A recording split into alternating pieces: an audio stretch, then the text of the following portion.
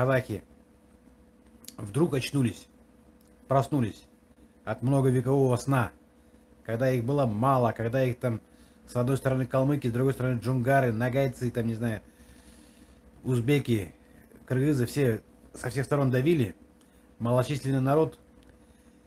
Несколько сотен лет это дело продолжалось, и вдруг они просыпаются в 1991 году. Отдельное государство у них, гигантские земли у них. Я уже рассказывал, как эти земли к ним пришли, то есть 99% земель это не их земли. На самом деле все эти земли достались в результате развала Советского Союза. Вот. Я бы даже сказал, не в результате развала, а в результате создания Советского Союза. Когда Советский Союз создавался, да, тогда казаки, не казахи, а казаки, выступали против советской власти. Они вообще хотели отделиться на самом деле.